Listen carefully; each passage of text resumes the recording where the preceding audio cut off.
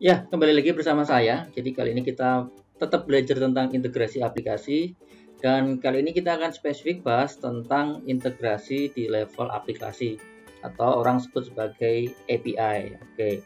Nah, mungkin karena kalau video ini panjang nanti akan kita split atau kita pecah menjadi dua part ya. Oke.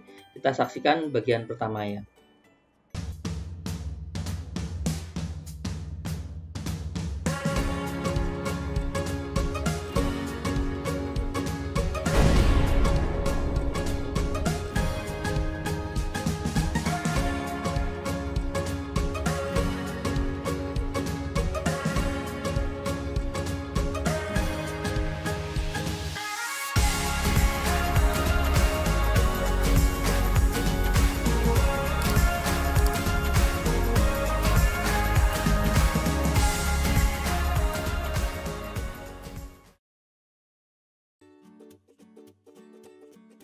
Ya, oke, kembali kita akan bahas di sini tentang integrasi di level aplikasi ya.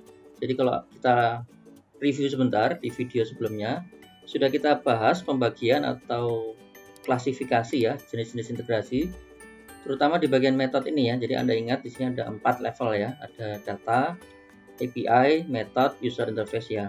Kebetulan data udah kita bahas di video sebelumnya. Nah, kali ini kita akan bahas spesifik di bagian API atau application ya. Kita akan bahas atau kita sedikit kupas tentang integrasi di level API.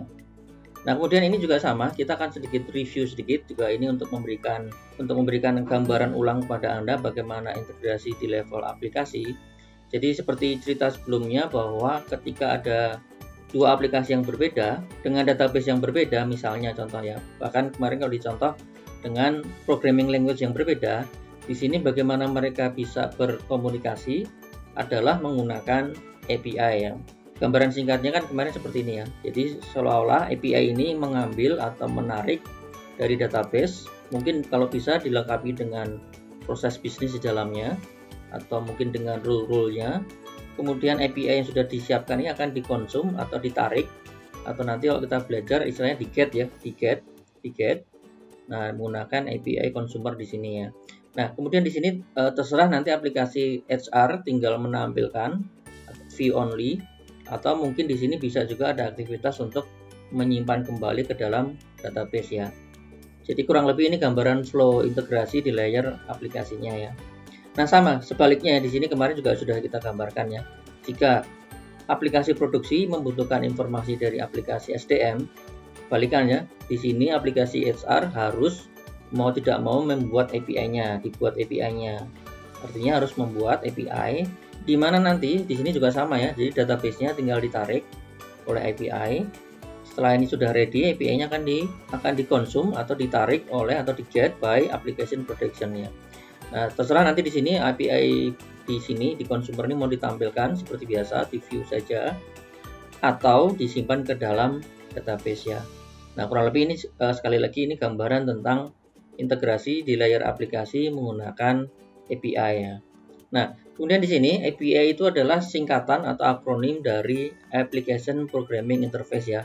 Jadi secara gambaran tadi Anda sudah paham bahwa fungsinya adalah untuk perantara software atau perangkat lunak yang memungkinkan dua aplikasi atau dua sistem untuk bisa saling berinteraksi ya. Entah interaksinya mengambil atau bahkan nanti kalau Anda belajar nanti bisa tidak sekedar mengambil data saja ya, bahkan bisa melakukan write, update maupun delete di beberapa record data tertentu ya. Nah, ini sebuah contoh penggunaan API yang karena ini kenapa saya menggunakan contoh ini, karena di era hari ini kebanyakan orang pasti sudah menggunakan aplikasi banking ya. Mungkin sebagian dari Anda sebagian besar menggunakan aplikasi banking ya.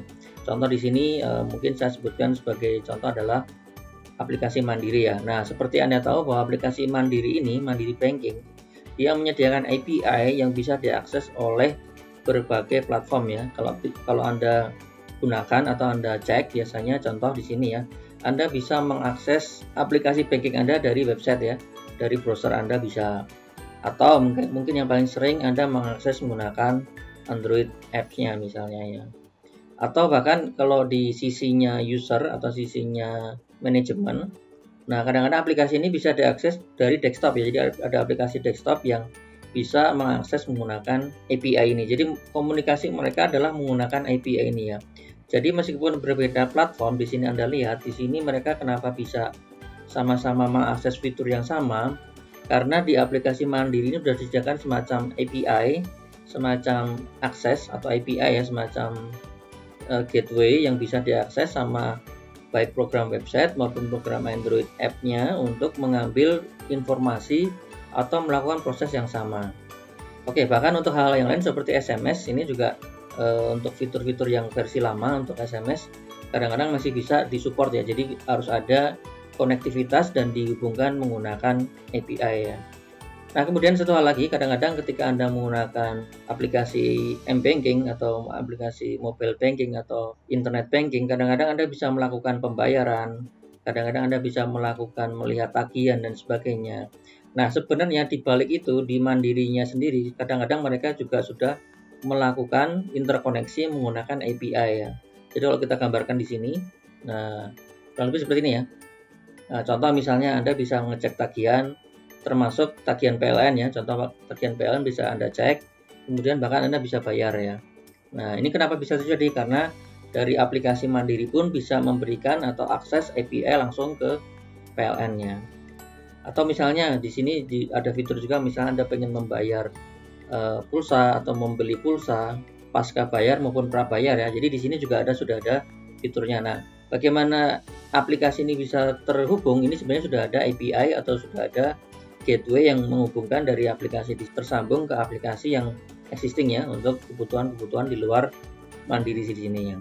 Oke, bahkan untuk hal yang lain seperti yang sekarang yang modern, misalnya Anda pengen mengisi saldo OVO, mengisi saldo GoPay, mengisi saldo Dana, dan seterusnya. Nah, ini sebenarnya sudah dikerjakan menggunakan API ya, API yang bisa diakses oleh Anda. Jadi API yang sudah bisa diakses oleh pengguna, tetapi di belakangnya sebenarnya tim IT Mandiri ini sebenarnya sudah menyediakan akses API langsung ke pembayaran di sini ya, atau payment gateway ya. Oke, contoh yang kedua adalah ini kenapa saya contohkan ini? Karena juga pasti saya yakin sebagian besar dari Anda yang menonton video ini adalah para pengguna e-commerce ya. Jadi yang mungkin pada saat video ini dibuat, mungkin yang terkenal ya mungkin kurang lebih seperti ini, ada Shopee, ada Bukalapak, ada Tokopedia ya. Nah, ketika Anda mengakses atau membuka aplikasi, dan sebenarnya di belakang e-commerce mereka itu sebenarnya juga melakukan interkoneksi ya, atau menyambungkan aplikasi mereka dengan pihak yang lain ya. Kita contohkan misalnya. Nah, contoh misalnya di sini untuk pembayaran ya. Jadi contoh ketika Anda sudah selesai memilih barang-barang, kemudian melakukan pembayaran. Supaya ini terintegrasi, jadi ketika Anda selesai belanja langsung klik, oke, saya membayar. Nah, disinilah fitur payment gateway ya, payment gateway yang bisa diakses menggunakan API ya, jadi di layer API. Jadi yang seperti saya ceritakan di video sebelumnya, bahwa Shopee atau Tokopedia tidak mungkin mengakses langsung ke database BNI, tidak mungkin langsung mengakses database GoPay ya. Jadi satu-satunya jalan adalah menggunakan API ya. Jadi dengan API ini kita langsung bisa berkomunikasi, berinteraksi, bisa mengurangi saldo rekening tanpa saya harus langsung akses database mereka ya. Jadi di sini digunakan sebuah mekanisme perantara API ya. Oke, contoh yang lain, kadang-kadang selain ini, nah contoh misalnya pengen ngecek pembayaran ke PLN, miripnya tadi ya sebenarnya, pembayaran ke mungkin ke listrik, kemudian ke air, atau mungkin kadang-kadang Anda pengen bayar BPJS Kesehatan, atau membayar pembelian pulsa dan sebagainya. Nah, termasuk harga-harganya kenapa bisa muncul, dan bahkan tidak hanya bisa muncul. Misalnya contoh ketika Anda sudah beli pulsa, kenapa tiba-tiba pulsa saya sudah terisi ya. Jadi di sini sebenarnya karena sudah terhubung menggunakan API ya. Jadi meskipun di sini prosesnya sederhana, jadi kita misalnya cuma tinggal memberikan perintah beli nomor sekian atau bayar tagihan sekian.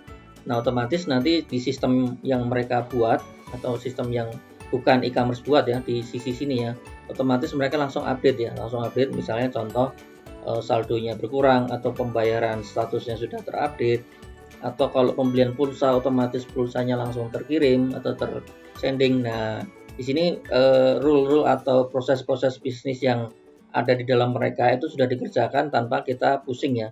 Jadi di sini pihak e-commerce tidak perlu pusing melakukan proses tersebut ya.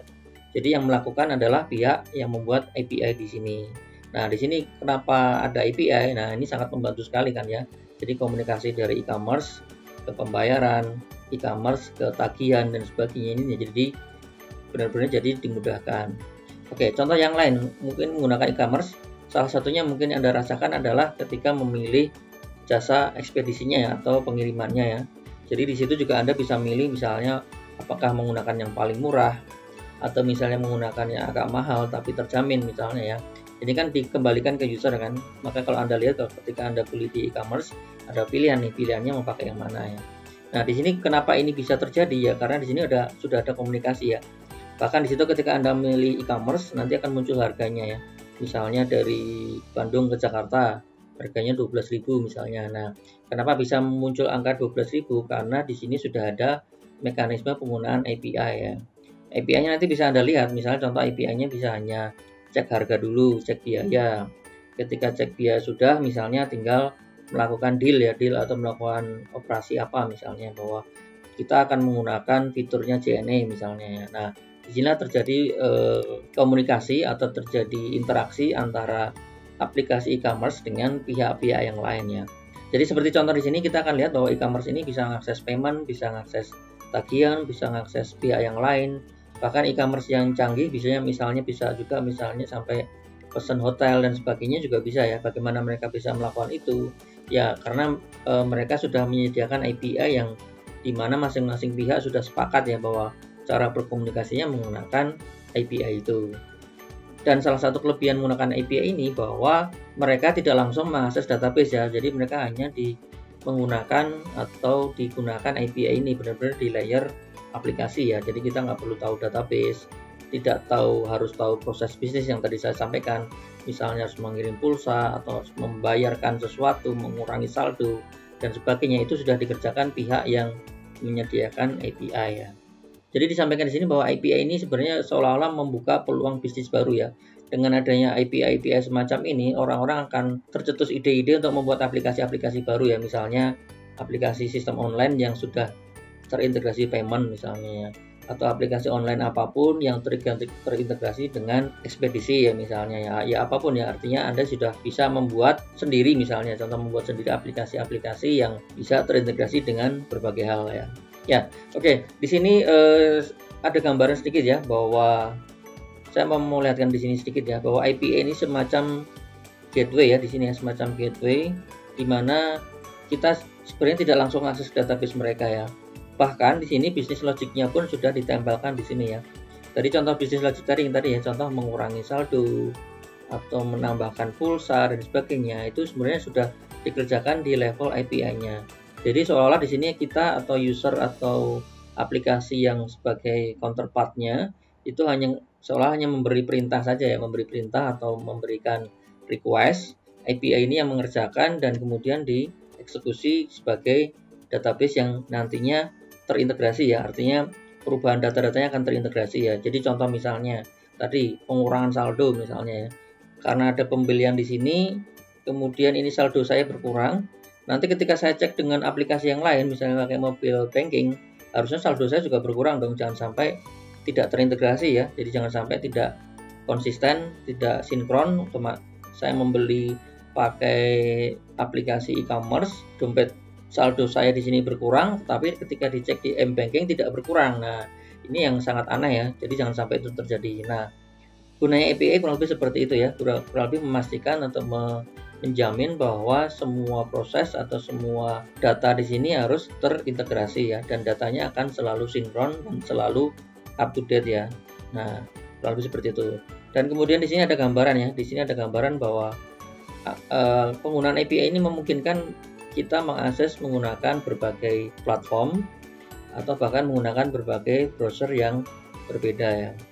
Nah, teknologi yang digunakan sekarang di sini karena API modern kebanyakan menggunakan web atau singkatnya web itu adalah protokol HTTP, maka terkadang sekarang orang lebih menyebut bahwa API ini adalah web API ya, atau kadang-kadang ada yang disebut juga dengan namanya web service ya. Oke, mungkin kadang-kadang peruntukannya bisa sangat luas, tapi kadang-kadang kalau kita sebut web API ya sebenarnya juga kurang lebih hampir sama ya. Jadi kalau API web itu adalah API yang digunakan atau running di atas protokol web ya, atau di atas protokol HTTP.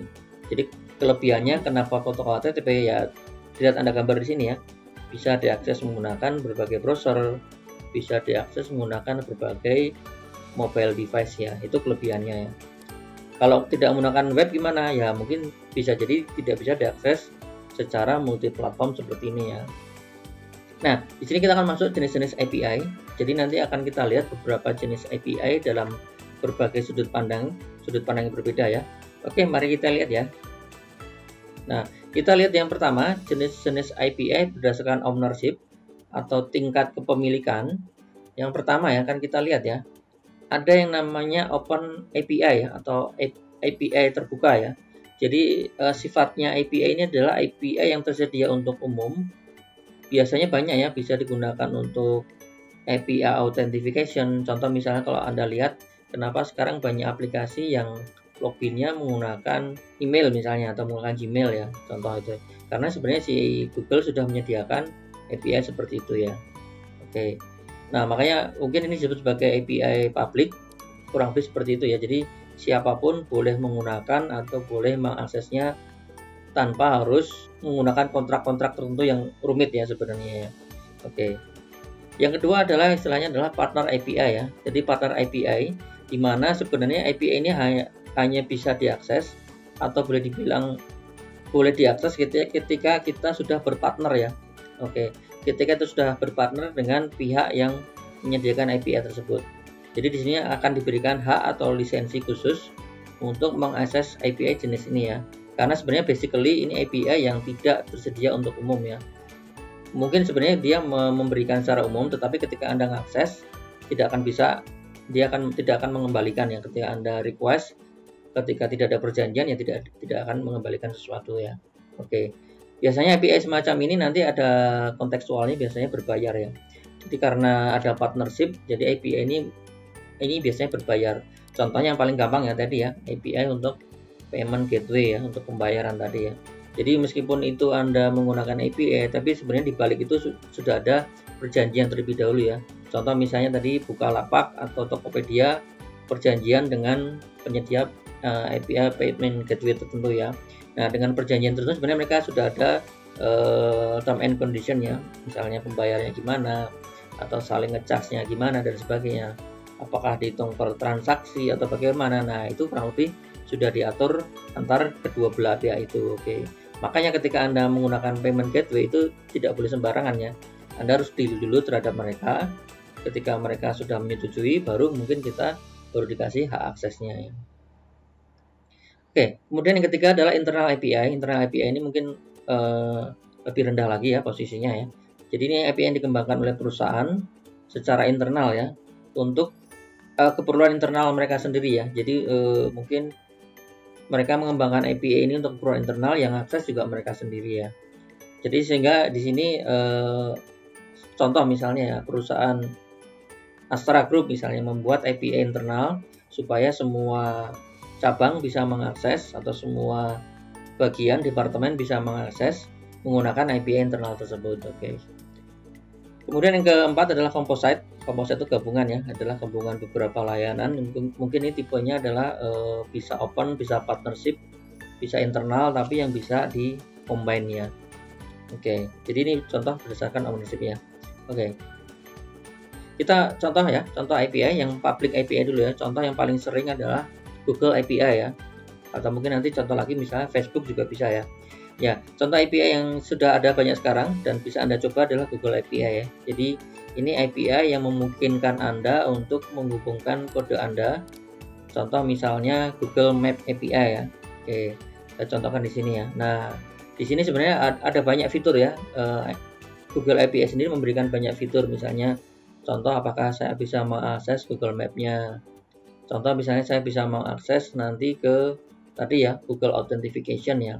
Jadi Google sendiri sebenarnya menyediakan API ini supaya apa? Supaya orang-orang atau pihak lain yang ingin membuat interkoneksi dengan Google, mereka membuka hal tersebut ya. Jadi dengan demikian siapapun yang mau mengakses sistemnya Google atau mengakses fungsionalitasnya Google, mereka bisa mengakses dengan mudah secara publik ya. Cuma di sini yang perlu Anda perhatikan, meskipun publik, kadang-kadang di sini tidak dengan mudahnya siapapun bisa mengakses ya. biasanya di sini diberikan menggunakan namanya API key ya biasanya. Jadi API key, jadi seolah-olah Anda harus generate API key dulu. Jadi sebenarnya juga kurang lebih ada perjanjian dulu ya. Perjanjiannya itu sebenarnya memang publik tetapi tidak berbayar. Artinya Anda sudah ada perjanjian dulu, dan perjanjian itu diciptakan dalam bentuk API key ya. Jadi API key seolah-olah semacam izin ya. Jadi Anda diizinkan karena mengakses menggunakan API key tertentu ya. Oke. Dan dalam beberapa case, meskipun free, contoh misalnya Google Map ya, free-nya pun dibatasi ya. Contoh misalnya Google Map itu contoh hanya boleh diakses 10.000 akses per hari misalnya ya. Jadi kalau misalnya Anda pengen aksesnya lebih tinggi dari itu, kayak misalnya contoh Gojek atau Grab yang membutuhkan akses ke Google Map lebih tinggi ya, mereka harus berbayar lagi ya. Mereka naik lagi ke level partner API ya, bukan lagi public API ya. Oke, dimana karena Google atau Grab membutuhkan akses ke Google Map yang lebih tinggi ya. Karena kalau Anda lihat kalau aplikasi Grab atau Google itu biasanya kan banyak fitur-fitur yang lebih canggih ya. Contoh untuk mencari alamat dan sebagainya, mencari rute terdekat. Nah itu biasanya kalau di Open API atau Public API biasanya tidak ada. Itu hanya fitur yang ada di fitur versi berbayar atau partner API ya.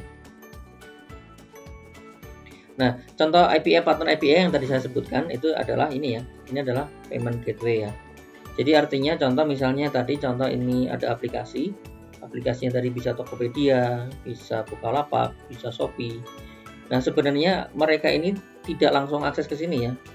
Karena kalau Anda akses langsung ke sini capek banget ya. Capeknya kenapa ya? Anda harus membuat berapa sih bank ada di Indonesia, banyak sekali ya. Mungkin sudah di atas 50 ya.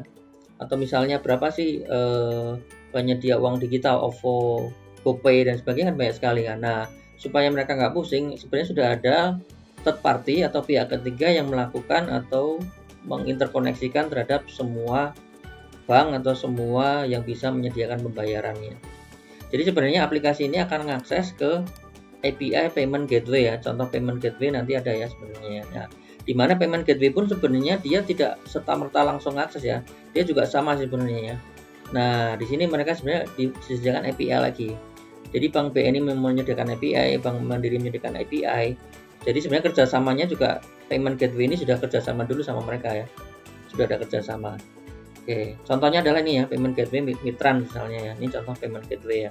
Jadi sebenarnya nanti sebuah aplikasi atau ketika Anda pengen membuat aplikasi sendiri yang terhubung ke payment, sebenarnya Anda tidak perlu langsung ke sini ya. Anda cukup ke payment gateway aja atau provider penyelenggara payment. Nah, mereka sendiri sudah memberikan konektivitas ke berbagai bank dan berbagai digital money yang sudah ada ya. Jadi kita nggak perlu pusing, jadi semuanya sudah dikerjakan di sini ya. Termasuk beberapa payment gateway pun sudah memberikan fitur-fitur untuk pembayaran ya. Contoh misalnya tadi saya sampaikan pembayaran pulsa, pembayaran PLN dan sebagainya ya. Jadi ada juga beberapa fitur payment gateway yang tidak hanya mengakses untuk perbankan atau uang digital, tapi juga langsung akses ke pembayarannya. Jadi sebenarnya sudah dimediasi, jadi kita nggak perlu pusing ya. Jadi gimana kerjasamanya atau partnershipnya ya? Partnershipnya sebenarnya kalau di sini ya antara pembuat aplikasi di sini dengan Mitrans misalnya ya. Kemudian di sini gimana ya? Di sini sebenarnya mereka sudah ada partnership juga ya, menggunakan API masing-masing. Jadi Mitran dengan BNI, Mitran dengan Mandiri, Mitran dengan BRI, Mitra dengan BCA dan seterusnya ya. Oke, kemudian kita lanjutkan. Di sini adalah jenis-jenis API berdasarkan tipe communication-nya. Di sini ada yang pertama adalah high level API. Jadi high level API ini biasa kita gunakan misalnya untuk hal-hal yang lebih generik ya. High level ya, kalau Anda paham, kalau dalam bahasa pemrograman ada istilah high level, ada mid level, ada low level ya. Jadi kalau yang high level itu simpelnya seperti yang lebih mudah dipahami ya sama user ya. Kurang lebih juga sama ya, high level API ini seperti API yang lebih generik, yang lebih mudah dipahami ya. Kita bandingkan dengan low level API. Low level API ini adalah API yang mungkin tingkat abstraksinya lebih rendah sehingga lebih rinci. Bahkan untuk fitur-fiturnya nanti sebenarnya lebih untuk mengakses ke fungsi-fungsi yang lebih bawah lagi ya. Contoh misalnya untuk mengirim video atau mengirim umpan balik secara real time misalnya ya. Atau misalnya untuk memberikan status atau contoh untuk background proses dan sebagainya. Nah, ini sebetulnya kayak low level API ya. Contoh misalnya kalau kenapa tiba-tiba di aplikasi Anda ketika Anda buka e-commerce tiba-tiba ada pop-up misalnya, pop-up barang sudah diterima atau barang sudah dikirimkan. Nah, ini karena di background sebenarnya sudah ada layer API low level ya, yang tugasnya dia ngecek statusnya barang sudah sampai belum, barang sudah sampai belum. Nah, ketika sudah sampai dia akan mem-pop up ya. Oke. Sedangkan high level itu mungkin API yang lebih langsung diakses kaitannya dengan user ya. User misalnya beli barang, klik misalnya, atau pilih barang, klik, simpan. Pilih barang, masukkan ke keranjang, bayar. Ya, jadi kurang lebih ini gambaran jenis API berdasarkan tipe komunikasinya ya. Oke, sekarang yang terakhir adalah jenis API berdasarkan arsitektur style ya. Oke, di sini sebenarnya nanti kalau Anda baca literatur, memang cara menyediakannya ada banyak ya. Mungkin kalau di saya hanya sebutkan 3, ada beberapa literatur menyebutkannya dalam beberapa jenis, nggak ada masalah ya.